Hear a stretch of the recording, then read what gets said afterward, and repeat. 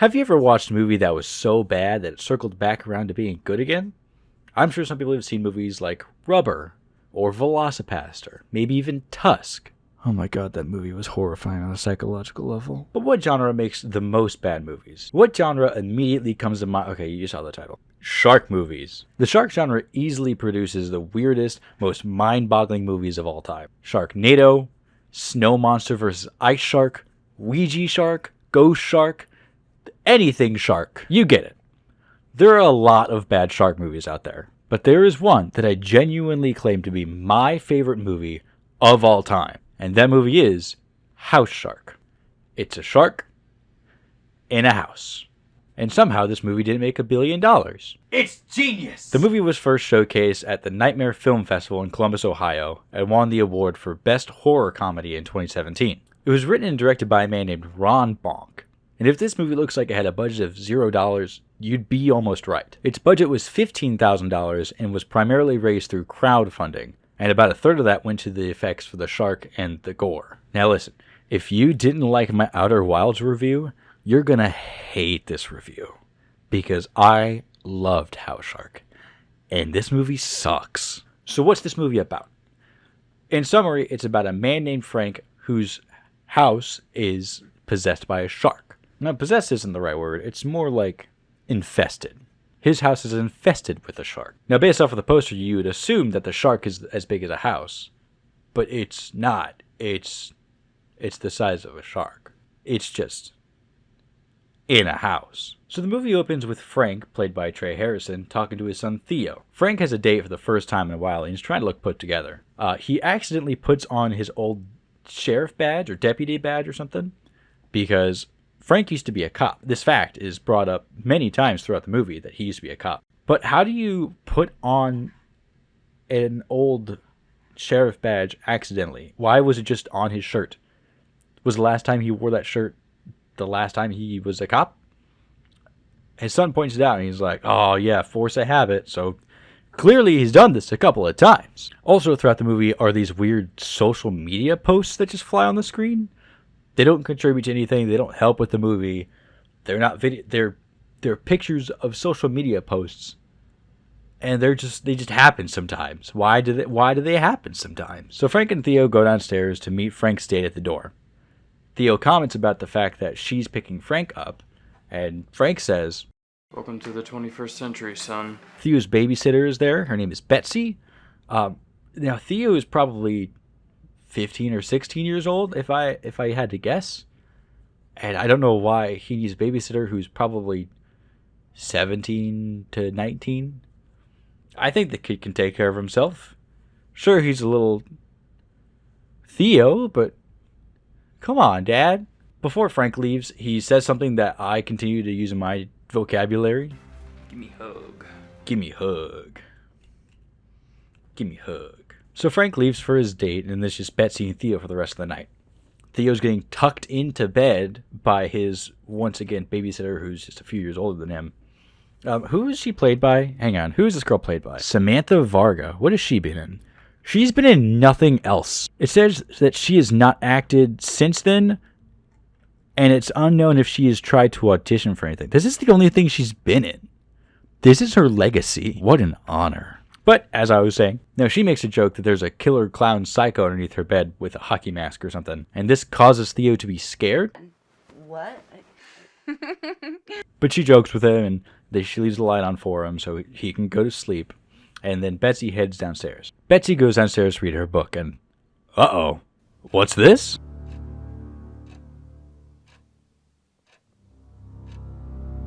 Is that fucking shark cam? Betsy suspects something is over her shoulder. She takes a look.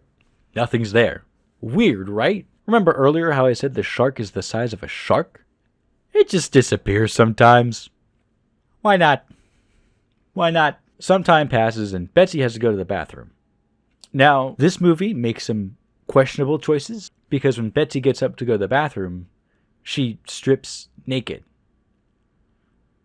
She just in someone else's house. So Betsy is on the toilet reading her literature, and she feels something beneath her.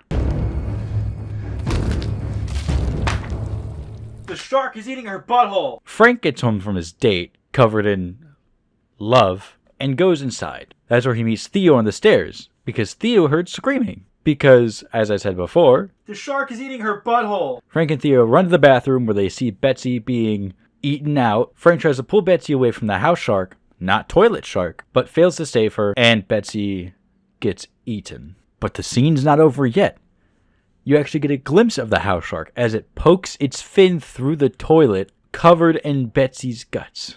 Did I mention that this is my favorite movie of all time? 2 months goes by, and Frank and Theo are sleeping in a tent in his backyard. Frank does not want to be in the house because he is scared of the house shark, which I guess makes sense. After a little backyard breakfast, Frank's ex-wife shows up. Her name is Ladybird. Is that her government name? Is it a nickname? Is it a pet name? Ladybird tells Frank that he should sell the house, move out, or she's going to take custody of their child, Theo. Frank does not want to sell the house because he knows that the shark is in there and he doesn't want to pawn it off to somebody else and have them killed. He also describes what he thinks the house shark is doing and thinking about. There's no monster. There never was. Freak plumbing accident, that's all. There is a monster! It's looking at me, undressing me with its eyes, violating my every orifice with its sick, twisted, perverted mind. It's got a penis. Tits, too, like some sort of she-male. We then cut to a couple of men at the bank. They want to sell the house without Frank's permission because they're losing money on the property. They also have a really cool statue in there that's just a guy. It's just a man. Frank then heads back to his house where he sees one of the real estate guys we saw earlier doing an open house. And then we get to one of my other favorite scenes in the entire movie. Meet John, Dolly, and Checkers. Don't get too attached to them, though. So Frank and the real estate guy head outside to have a little chat, while John and Dolly look around the house. Checkers! Let her go. She'll be fine. I guess it's a bit of a fixer-upper, but I totally love it. Me too. So, we're going to make an offer? First place I want to make mad monkey love to you is right here in this living room. Oh yeah, John? And who could forget a little bit of shark cam? Since Frank and the real estate guy are not currently inside the house, John and Dolly like to fool around a little bit. Give me that stink, baby.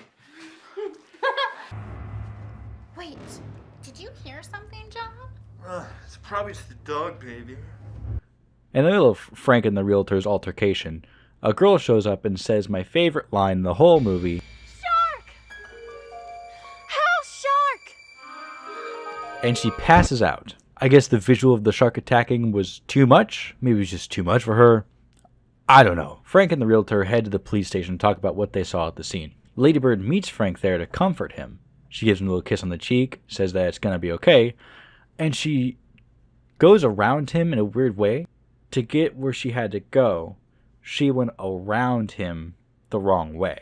Why did they do that? Back at the house, Frank talks to the realtor about how he's planning to bring in the house shark expert from earlier. But the realtor has a different plan. He's bringing in his own expert, Darth Squanto. If that seems culturally inappropriate, it is. What can you do? Don't underestimate my powers.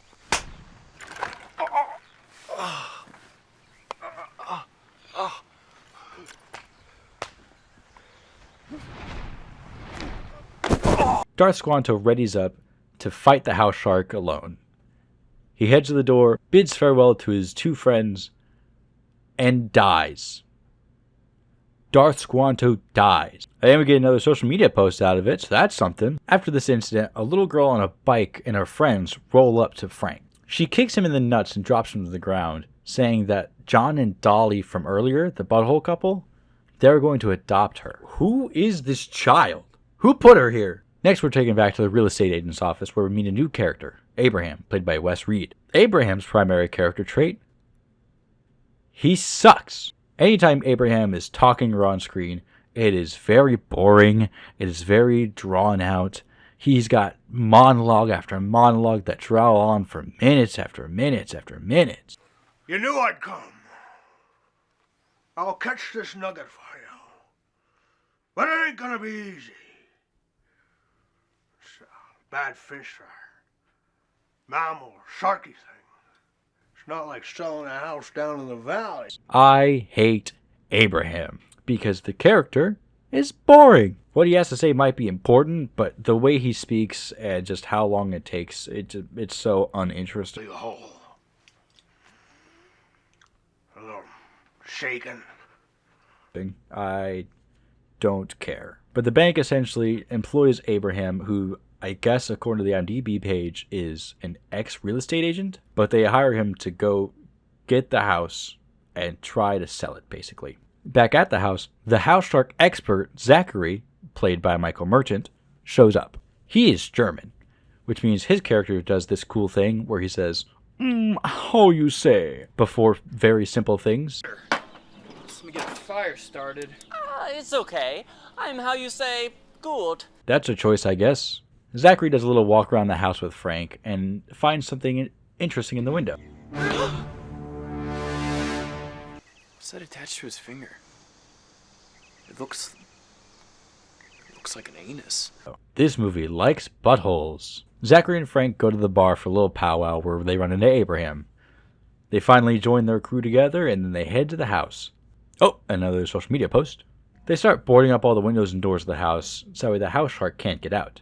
Which is a good idea, except for the fact that the house shark can move through pipes and drains. What's that stop?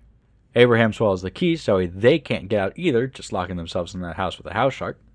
And they go upstairs to hide in the bathroom, where all the trouble started. They have a ray gun composed of a CD and what looks like nothing. They have a ray gun. They have a ray gun. Frank has to take a little tinkle, so he stands up and takes a tinkle.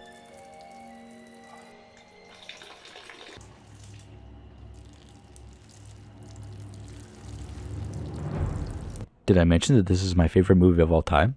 When they've let their guard down and they're all sleeping, the house shark appears and tries to attack them. Zachary then pulls out a syringe of a glowing green liquid, and that seems to scare it away. They try to find a way to lure the house shark back out so they can kill it, and Zachary pulls out a female house shark costume.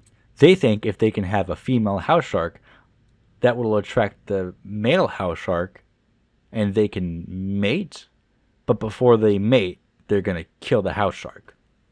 Abraham has a monologue about something or other, who cares?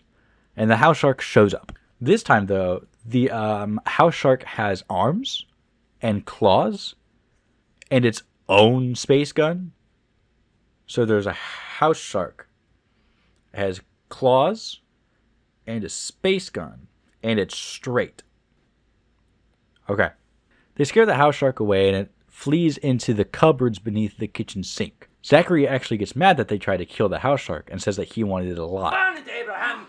You scared him off! What did you mean when you said you wanted him alive? Abraham and Frank confront him when he says that, and Zachary backtracks and says, I said that? No! Frank finds a picture on the floor of Zachary and a little baby house shark together. So it turns out that Zachary is American, and he was hired by the government to work on experimental plutonium to weaponize it, and he used it on a shark that he then raised into what is now the house shark. It was just an experiment. I was still a teen, practically. What kind of experiment? I'm a private scientist. I had some leftover plutonium that I had from a contract with the USA military. Only this was no ordinary plutonium. It was highly weaponized. We were testing it on animals.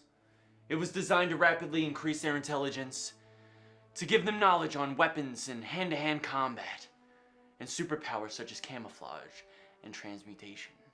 But it didn't work. I think this low-budget movie doesn't have a good plot. So as punishment for lying and trying to trick them, Abraham and Frank put Zachary in the female house shark costume and put him in a little cage with little cardboard signs, like a little kitty craft fair kind of thing. Isn't that cute? Isn't that sweet? They want the shark to fuck Zachary. Isn't that cute? The shark shows up and Abraham gets pinned down by it. While punching it, he finds a squatter who's been living in the house for an unknown amount of time and feeds him to the shark. The shark leaves, taking Zachary with it, and goes down the sink drain. So if you were confused that the shark could fit down the sinks and the drains and the pipes, it could also morph reality around it and pull people through the drains and the sinks and the pipes. So Zachary is dragged down the sink and ends up in the basement with the shark. He wakes up covered in love. They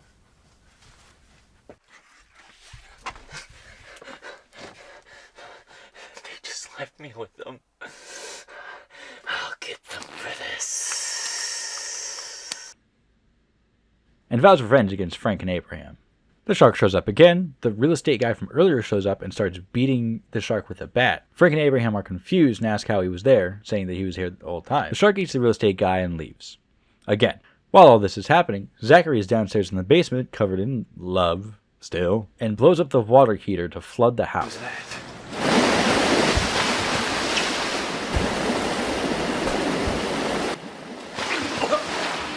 Now, I don't know how water heaters work.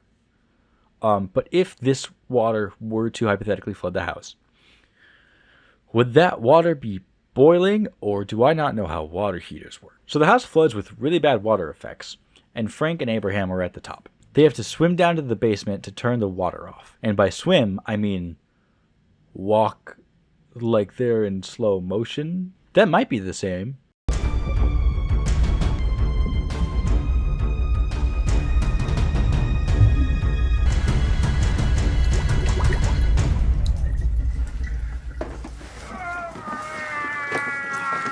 Frank and Abraham head back up to the living room, where the shark appears. But not before Frank and Abraham can get creative. See, they're playing by Jurassic Park rules, Steven Spielberg, and they think if the shark can't detect movement, it doesn't know you're there. That's not how sharks work. I didn't mention this before, but Abraham has a touching thing. He likes to touch. Not like inappropriately touch. He just has a thing. He likes touching. So he tries to reach out and touch the house shark, which of course is a stupid idea, which starts to wake the house shark up from its restful slumber. Frank sings a lullaby and it goes right back to sleep.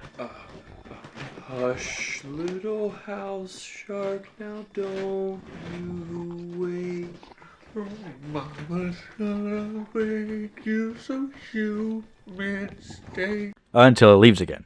Abraham says that he and Frank need to train to be prepared to fight the house shark once it comes time. And he says that the best fighter in the animal kingdom is, of course, the praying mantis. So thus begins a training montage, where Abraham and Frank fight, train, punch, push up, sit up, and of course, meditate like a mantis. Then comes the fateful moment for Abraham to pass the key. You know, the one that he ate at the beginning of this adventure. Now, they can't use the one and only bathroom, I guess, that they have because it's covered in disgust. So Frank reaches underneath the sink and grabs a bucket. But Abraham is having some trouble. So in order to pass the key, remember that touching thing I said? He has to touch Frank. He's going to touch Frank's face while he shits out a key. This movie likes buttholes. Before Abraham can pass the key on to Frank, the house shark shows up. And being a man of honor, Abraham decides to sacrifice himself to give Frank some time. And you remember that glowing syringe that Zachary had earlier in the bathroom? So that was some of the supercharged plutonium that he was using on the house shark experiment. He brought some of that plutonium to try and weaken the house shark. Frank sees the syringe and stabs it into the house shark, thinking it'll make him weaker. But on the contrary, it doesn't do anything. So what now? There's no plutonium, there's no weakness, there's no house shark expert around anymore to give you advice on how to beat this thing. Well, Abraham has an idea. Shoot me! What? I'm more whiskey than mine now anyway. My flammable blood will help send this heathen beast to kingdom come. He says to shoot him because he is an alcoholic and a chronic drinker. And he says that he is more whiskey than man. So if you shoot him, you will ignite the whiskey and because it's flammable, and you'll make him explode, and then you'll make the house shark explode. So just as Abraham is fully swallowed by the house shark, Frank shoots his foot, which, wouldn't you know it, ignites the whiskey and explodes Abraham and explodes the house shark. But not only does it explode the house shark, it explodes the entire neighborhood. The shark explodes, and as the smoke clears, we're left in this desert. There's nothing around. Frank's fine. Good for him, I guess. Frank gives a little hoot and a holler, and he's really happy that he just won against the house shark. His troubles, his nightmare, is finally over. But what's this? You're alive? Frank, I need you to bring Frank with me. Is it bad? A talking head? Well, that's completely unrealistic. And as the credits roll, Frank and Abraham's head walk around looking for pieces of Abraham's discarded body. The nightmare is over. And then the credits end. But that's not where the movie ends. Nope. No, the final scene of this movie isn't a happy ending. The final scene is actually a flashback to 10 minutes prior, where Zachary exits the house and gives birth to a house shark.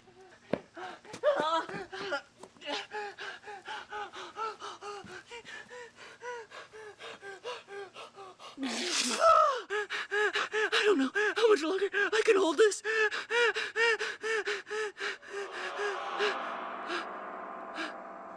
And that's the end. So what did we learn today? Heck if I know. I saw this movie on a shelf of a Walmart when I was about like 16 or 17. I was looking at the shark section and I saw this on the shelf. I had to get it. It was what, maybe 2019, 2020, something like that. I just saw this case. I saw this image staring back at me and I had to get it. It was captivating. Is the movie good? No. Did I love it? Yes. The writing is not great. The dialogue is also not great. The dialogue is either mostly exposition or sexual references, innuendos, and just sex. It's sex. This movie has a weird obsession with butts and sex and nudity and just all of it. But the movie does do one thing well, and that is scratch the itch of a very niche genre. Shark movies. And I love terrible shark movies. This movie is so bad that it's not good, that it's bad, and it circles back around to being good. But it's still bad. The effects were also really bad, even though they cost about $5,000 to make. You know, a third of the film's budget. The acting was cheesy, campy, but it looked like the actors were having a good time. But you know what? For a budget that small, the movie turned out pretty okay. They could have done more with it, sure, but since a third of it went to the shark and gore effects, $10,000 to work with isn't a bad amount, especially for a film that looks like this. The movie's high points are always when the shark is on screen and always when the actors are doing a pretty bad job of being scared and reacting to it. You're always waiting for the next moment when the shark is on screen and you're anticipating what it's going to do next. You will always be wrong because the shark has claws and a space gun. The low points of the movie are whenever people talk for way too long and it's very boring. And it's hard to tell if it's some kind of joke that is going on too long and they're beating the dead horse out of it, or if they genuinely believe that it's some philosophical monologue and they believe what they're saying. It's always bad when it's just monotone rambling for a very long time. I couldn't find how much this movie made in the box office, probably because it wasn't released in theaters. But I did find that this movie has a 60% on Rotten Tomatoes, which is better than a failing grade, so it's gotta mean something. Where is House Shark 2? Where am I gonna find House Shark 2 Revenge of the House Shark, where Zachary's baby house shark grows up to be a bigger house shark and gets into a bigger house than the first one? Where is House Shark 2? So, is the movie good? No. But what I would recommend is getting a couple drinks, getting a couple friends, have a little movie night where we all sit around the TV and watch this wonderful, amazing masterpiece, and you can laugh about it together the whole time. The first time I watched this movie, I was by myself, and it was great. The second time I watched this movie, I gathered about 5 friends around my room, and we watched it, we laughed, we joked. It's just a great time for everyone involved. So get a couple friends, get House Shark. I'm sure you can stream it. It's on YouTube for free. Be warned that there is graphic violence, gore, and nudity, and some sexual content. So if there are any kids watching, maybe sit this one out. This movie is fun bad, which makes it circle back around into good territory, better than some good bad movies. In conclusion, I give this movie 9 Darth Squantos out of 10. It was good. It was very, very good. I just wish they would leave out some of the boring monologues. Gosh, they were boring. So please watch House Shark, even like whether it's with friends, whether you're drinking, having a good time, or if you just want to watch it by yourself. I highly recommend this movie to everybody and anybody.